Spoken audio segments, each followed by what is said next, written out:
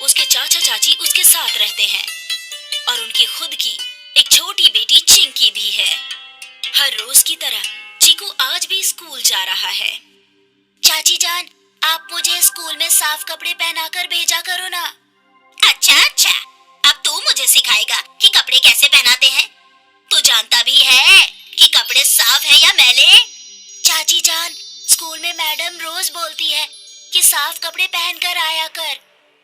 अगर आज मैं साफ कपड़े पहनकर नहीं गया तो टीचर स्कूल में दाखिल नहीं होने देंगी।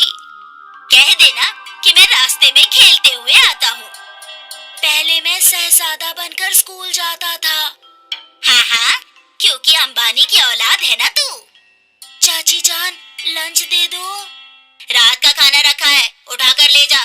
मैं तेरी वालिदैन की नौकरानी रही हूँ जो हमेशा तेरे लिए चाकरी करती रहूंगी।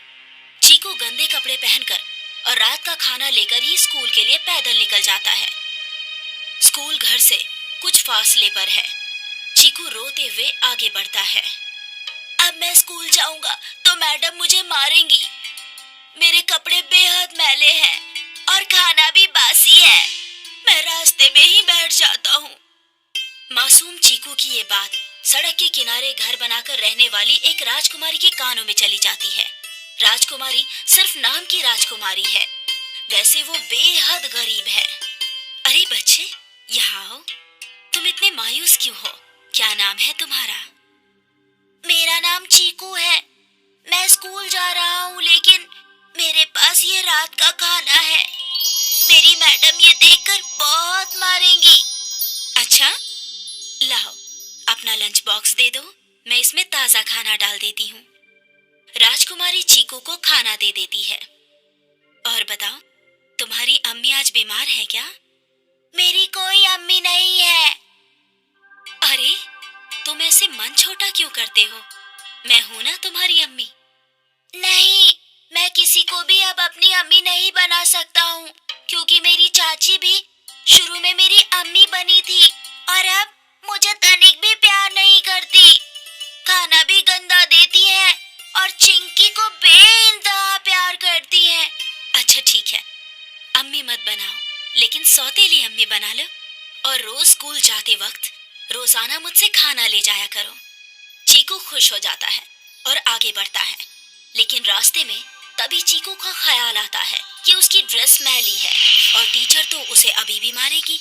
हे भगवान, खाना तो सौतेली माँ से मिल गया, लेकिन मैं उनको कपड़े का बताना भूल ही गया। टीचर तो मुझे अभी भी मारेंगी। चीकू फिर से रोने लगता है। उसकी रोने की आवाज सड़क पर ही रहने वाली रजनी के कानों में जाती है। रजनी राजकुमारी की बड़ी बहन है। रजनी अपने घर से बाहर आती है और चीकू उसे सारी बात बताता है।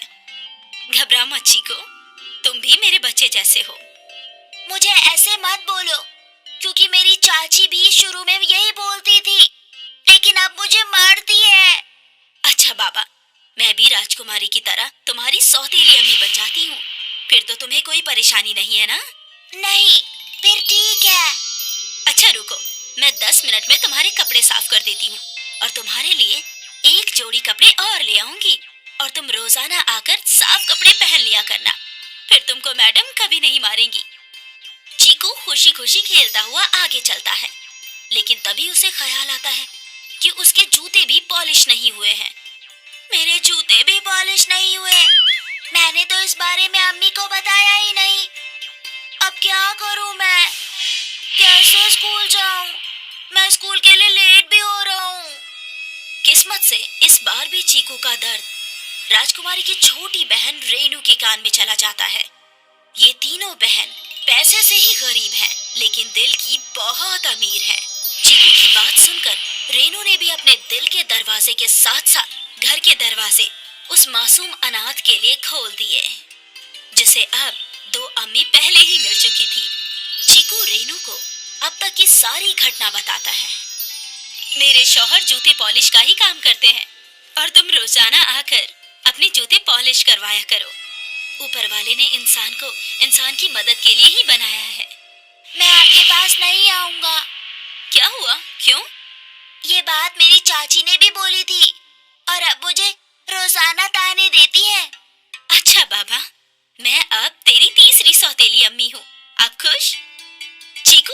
खुश हो जाता है और स्कूल चला जाता है।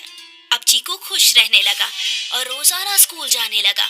चीकू की ये खुशी चाची से कतई बर्दाश्त नहीं हो रही थी और उसने एक रोज चीकू को बुलाया। क्यों रे चीकू, आजकल तेरे गाल बहुत फूले फूले रहते हैं। मैंने तो तुझे कपड़े धोते हुए कभी नहीं देखा। तू इतना खुश क्यों है आजकल? और तू अब कोई शिकायत भी नहीं करता? चीकू मासूम होता है। वो अपनी चाची जान को सब बता देता है। मेरी 3 सौतेली माँ है और वो मुझे बेइंतहा प्यार करती है। हे भगवान, इस बुढ़े को जरूरी क्या था इतने सारे निकाह करने की? अब ना जाने किस किस को जायदाद में हिस्सा देना पड़ेगा। इससे अच्छा तो चीकू का ही घर से बाहर निकलना बंद करा देती हूँ। चाची चीकू को मारती है और उसका बाहर निकलना बंद कर देती है। और जब चीकू 2 रोज तक अपनी सौतेली अम्मी के पास नहीं पहुंचता तो तीनों मिलकर उसे खोजना शुरू कर देती है और चीकू के घर पुलिस लेकर पहुंच जाती है। मेरी तीनों सौतेली अम्मी आप सब आ गई। मुझे इनसे बचा लो, चाची जान बहुत मारती है, ये बहुत बुरी है। बेटा, तुम्हारी तीनों अम्मियों ने हमें सब कुछ बता दिया है। सारी जायदाद पर सिर्फ तुम्हारा हक है। अगर तुम अपनी देखभाल के लिए इन सौतेली अम्मियों को अपने साथ रखना चाहते हो तो रख सकते हो। बाकी नकली लालची चाचा और चाची को गिरफ्तार करके मैं हवालात ले जा रहा हूँ। पुलिस चीकू के चाचा चाची को लेकर जाती है और चीकू के पास उसकी तीनों सौतेली अम्मी छोड़कर जाती है। चीकू अब खुशी खुशी रहता है और अच्छे कपड़े पहनता है और खूब अच्छा अच्छा खाना खाता है।